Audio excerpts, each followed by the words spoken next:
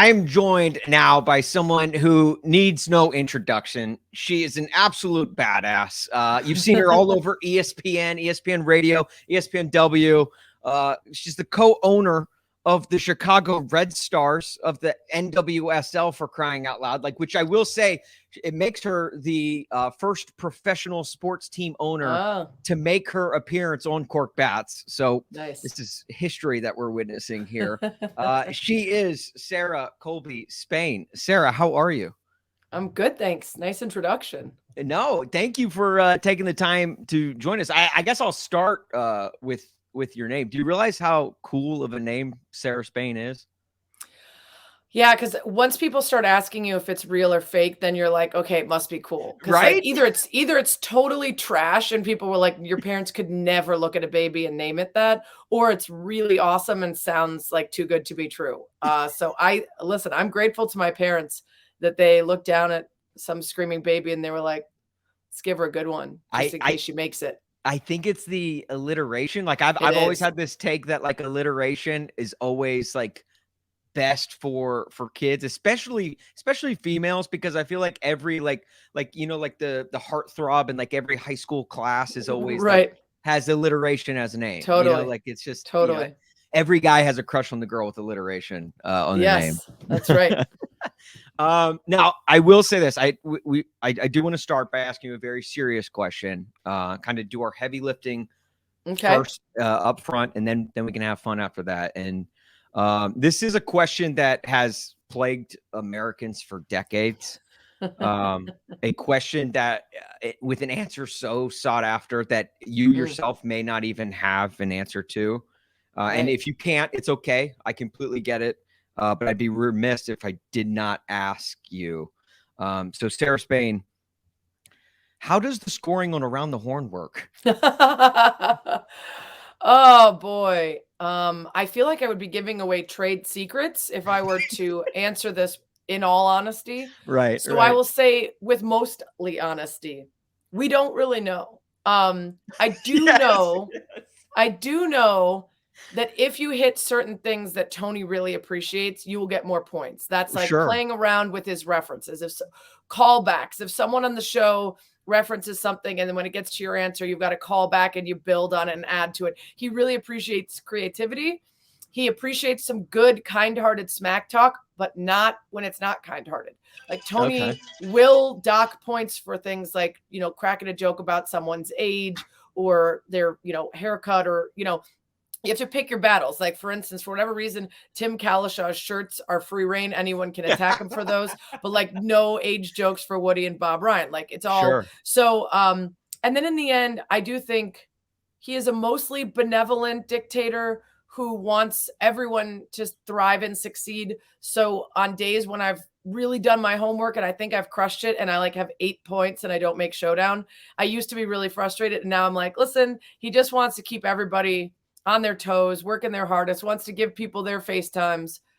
So in the end, most days, I have no clue what's happening. I just do my best. No, I like that. And I feel like you've figured out enough to get you by. Because you have what, like 104 and a half wins. I actually looked it up. 104 and a half I can't even remember what the half was. Which I was going to ask you. I think maybe Izzy and I tied when I was Freddie Mercury and he was Cardi B. I think we might have tied on that show. That might be where the half came in. You graduated from was Cornell, correct? Mm-hmm. And you were a heptathlete, which I obviously know the answer to this, but of course, for those who don't know, others, yeah, for everyone else, who didn't go to Cornell, right. Can you explain to them what a heptathlete is? Yes. So heptathlon is 7. So it's high jump, long jump, hurdles, 800, 200, shot put, and javelin. I was not joking when I said off the top, total badass. Sarah Jack of all trades, master of none. That's sort of the theme of my life, both in heptathlon and in my work. If I just do enough things pretty well, I don't have to be the best at anything. And I keep it moving. So did you, like, much like Around the Horn, where you kind of figured out the way to get high scores? Did you do that with Heptathlon? Yes. Well, Heptathlon, that's actually how it works. So there's basically a book, and each distance or time is assigned a point number, and then those are added up, and then the person with the most points at the end of all 7 wins. So you're not competing really against the people in that exact meet with you. You're competing against your own numbers and the book. And then in the end, you win if you have the most points among them. But the actual individual races or leaps are not quite the same as a regular meet. I guess I figured it out in that it needed to be better at all the things to make more points in all of the things. And if I'd really figured it out, maybe I would have gone to the Olympics or been a professional heptathlete instead of just collegiate. But it was a lot of fun. Do you get more points in a heptathlon if you make fun of Tim Cowlishaw's shirts? Unfortunately, no. I think that's why I like Around the Horn so much, is that there are points allotted for trash talk, which is one of my best skills. Right. I come from a family of lawyers. Both of my parents are lawyers. My sister went to law school. So I feel like we didn't argue a lot, but it was always like everything is rooted in logic and backing up your argument. So that just prepared me to start with. Then the fact that I was an extremely awkward, 6 foot tall, frizzy hair, braces, like 12-year-old who really had to find a way to make friends using sense of humor and, thick skin. You combine that, now you get the trash talking from Chicago, and I think it's all the best skills. The only thing I really had to learn for Around the Horn was how to shut the heck up, because I'm extremely loquacious, and that was their only concern coming in, is like, you got to talk in like quick sound bites. Can you sum it up? I'm going to figure that out. Yeah. And I kind of have, but not really. Yeah. I still talk way more than most of the people on the show. First professional sports team owner to make her appearance on Cork Bats, but also the first person to ever drop loquacious in an interview. Yes. Wow, my goodness. Sarah Spain, you're full of surprises. Now you host a Spain and Fitz every weeknight from 7 to 9 Eastern, and your co-host Jason Fitch, who I'm very fond of. I've had a chance to talk to him. He came from Nashville, which I am from Nashville originally. Oh, nice. I know he is a big fan. Like, he's got to be going crazy right now about Halloween. He's a huge Halloween guy. Do you love Halloween as much as your co-host does? That would not be possible. It literally wouldn't. He has mannequins in his closet, his home year round for Halloween. And thankfully he at least started using them for Christmas too. So he at least gets like a couple months out of the deal. But if you were to go to his house right now in Nashville, and you can, he splits his time between Connecticut and Nashville, but his wife stays full time in Nashville. If you go to their house right now, and you could follow them, I believe the name of the account is either Fun Times with Fitz or Movies on Morris, whatever it is. There's actually an Instagram account, and their entire front yard is scenes from scary movies with mannequins. And the coolest thing that they do is most of the Halloween season, all of October, people know to go drive by their house and see scenes from The Exorcist or Beetlejuice or whatever it is, and that it's mannequins. And then on certain nights, and especially on Halloween night, they replace all the mannequins with their friends. So the very same people come by, oh, let me show you this really awesome setup. And they don't know that this time there's people in there that jump out. I mean, it's brilliant. It's amazing. I wish that I had that kind of, no, I don't. I don't have that kind of free time. And it's probably the best that I don't spend my time doing that. But one of the first times that we were hosting together, he came in really mad for the show. And I was like, he was like, I just had a day. I'm like, what happened? It was the day after Halloween. He said, I showed up at Spirit Halloween at like 7 a.m. because I wanted to get a deal on all the things that went on sale the day after Halloween for next year. I had my eye on this really big like ghost in front of the window. And whoever it was didn't show up to work that day. And so he sat in his car for 2 hours waiting for someone to show up so he could buy all the deals at Spirit Halloween or whatever. Oh my gosh. He went Black Friday on the day after Halloween, basically. He was that guy. He's like, he's that guy. I do love Halloween. I love costumes. That was one of the things we figured out early on in our radio partnership. We both had separately had Saturday Night Live themed birthday parties in full costume. I love that. Tons of costume events that we always go to. Crazy Halloween obsessive, both into Rescue Dogs, both into Saturday Night Live. So we had a lot of those things in common. But no, I don't think I could ever. I mean, and then after Halloween, they repurpose all those mannequins and they do it with Christmas movies. So yeah, he's insane. Kind of on those lines.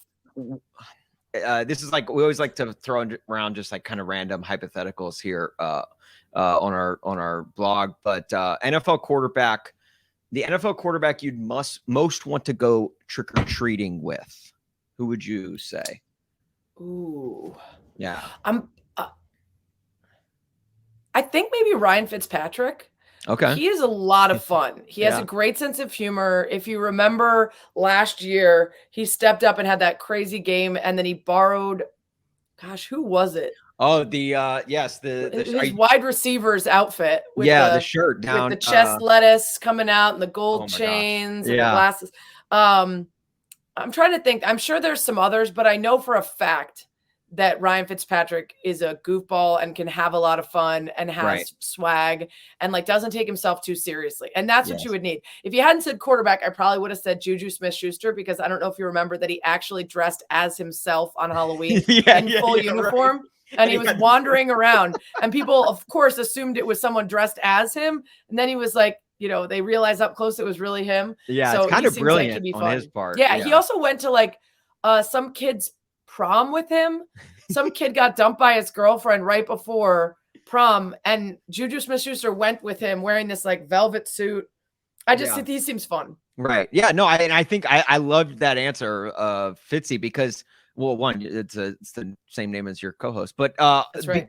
Because he would be perfect to go with, because like because you have to look at everyone else too. Like if you go with Lamar Jackson, like he's going to be jumping from house to house much faster than you. It's going to be hard to keep up. Too fast. I'm still counting my candy and putting it into various Patrick labeled Mahomes, areas. His costume's going to get all the attention, and you're going to be like, he'd probably continue to take candy out of my bag to show people how far he can throw it, just to show off his arm. Same with Josh Allen. Like there's just far too much showing off with those guys. Justin Fields, at any moment, Matt Nagy could grab him and switch him out with Andy Dalton in the middle of trick-or-treating. But wait, I thought I was hanging out with Justin. Yeah, right. Yeah, and that you don't want that. Tua would probably injure himself at some point, tripping on a curb, falling up a step. Yep. That's no good. I don't want Ben Roethlisberger anywhere near children. I just don't want him anywhere near me or anyone. Russell Wilson with his finger would be great for Halloween, because it'd be creepy. But you know what? I can do that, and I didn't even hurt them. Look at that. It's pretty gross, right? Oh my gosh. Have you ever thought about trying to play quarterback in the NFL?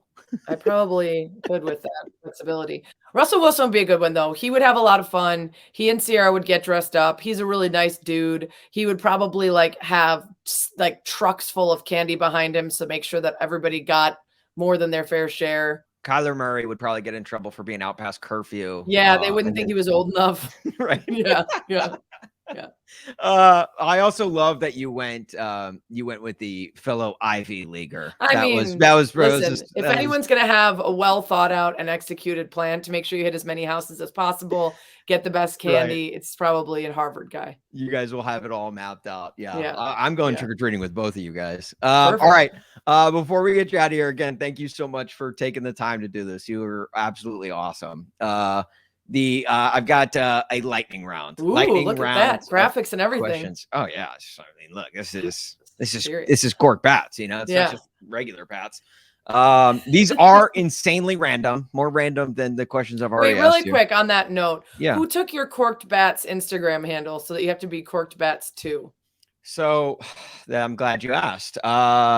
So we had Corked Bats Instagram, and we posted a clip of a UFC fight, and didn't have the rights to it.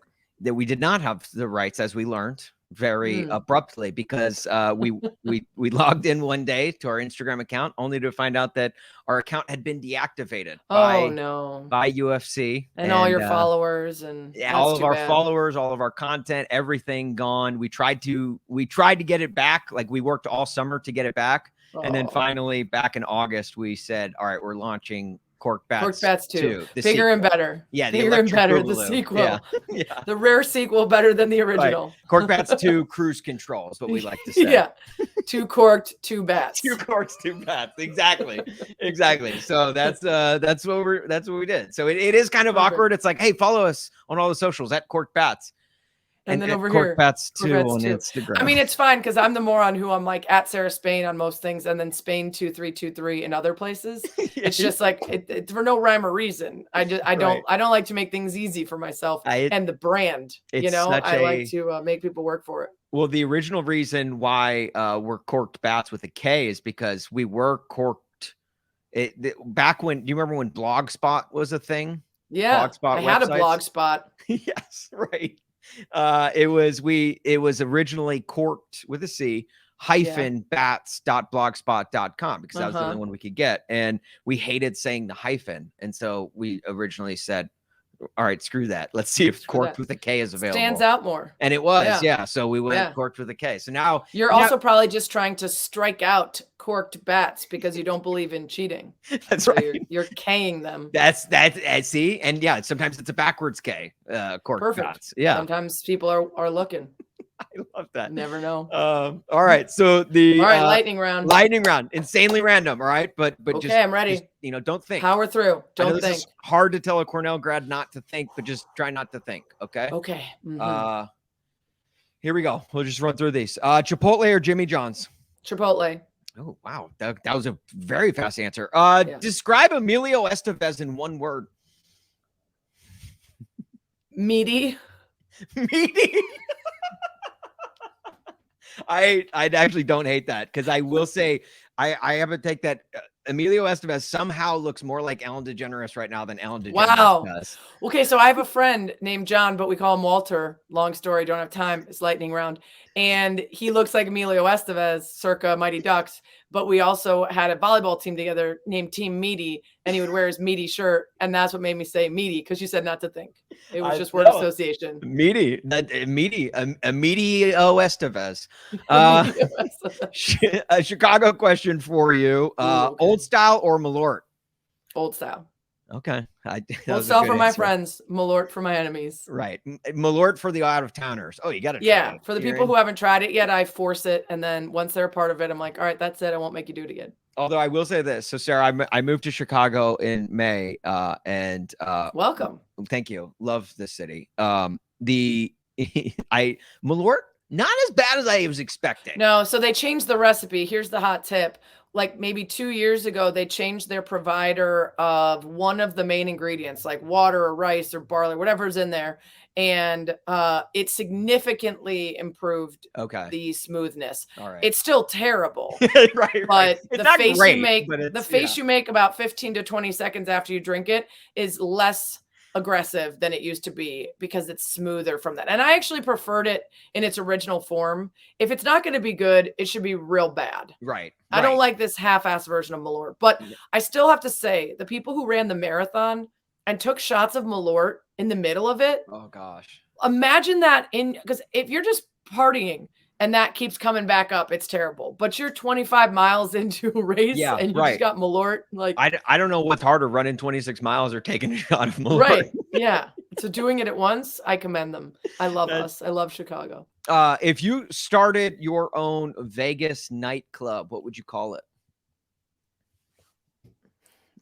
Moist. Ew. I like an indoor-outdoor club, so there'd be a pool. And right, sure. A lot of foam parties. Yeah. Movie. Jeez, moist. That was the best answer I think we've ever gotten for that question. Movie character you wish you were. Oh my gosh, there's too many. Probably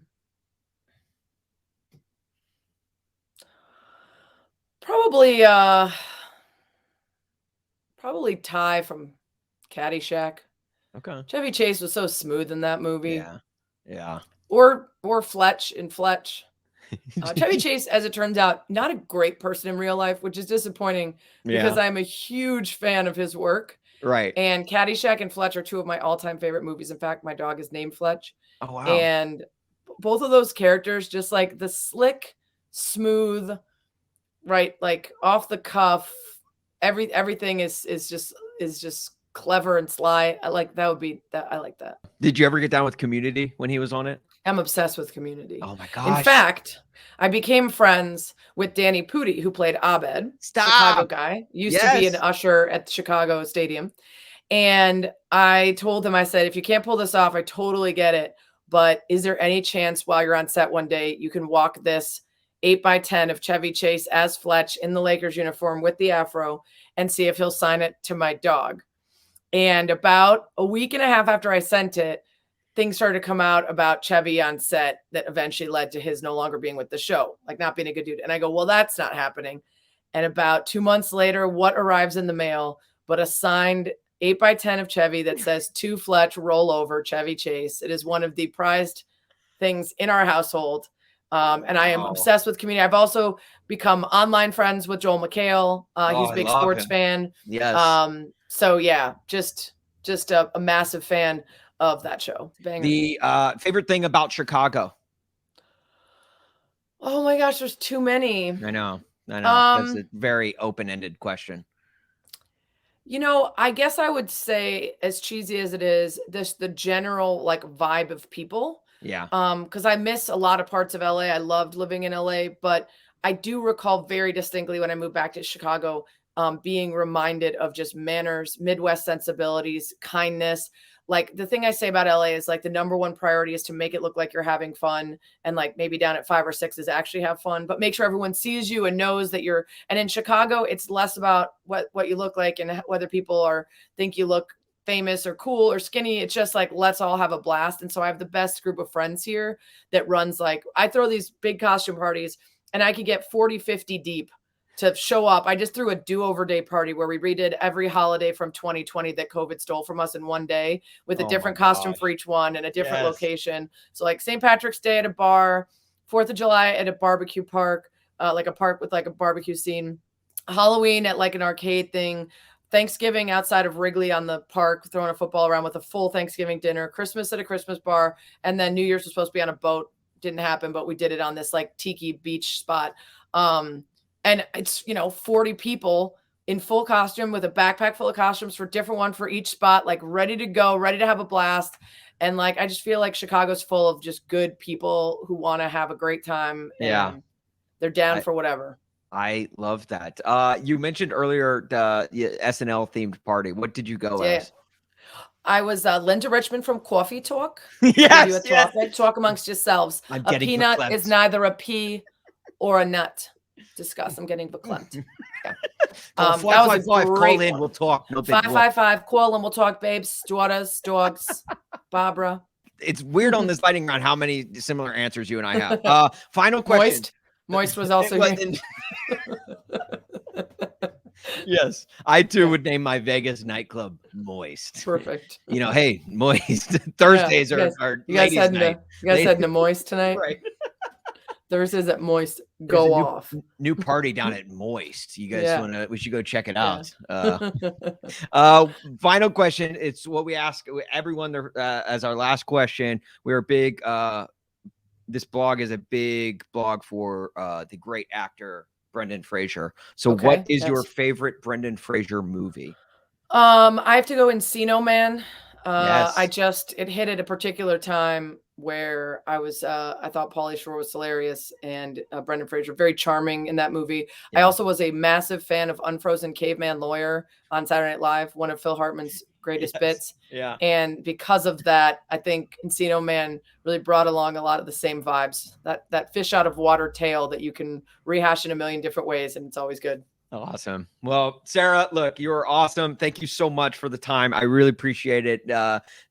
Just incredible answers from start to finish. I see now why you're what's above heptathlete? Well, technically decathlon, but you can't do that as a woman because sexism. Oh, which is fine because I actually would have sucked at pole vault. So it all worked out. If we went 2 extra and we got rid of pole vault and the 1500, because absolutely not, you just kept a regular heptathlon and you added triple jump and discus, Well, I think we had an event for interviewing because you absolutely killed this. Great. And then Perfect. gold medal. Heptathlon. Yeah. So there you go. So then yeah. then that ups the score for the rest of your day. So amazing. Sarah, thank you so much. Seriously, this has been awesome. You're Thanks a blast, and you're such a fun time. So super fun.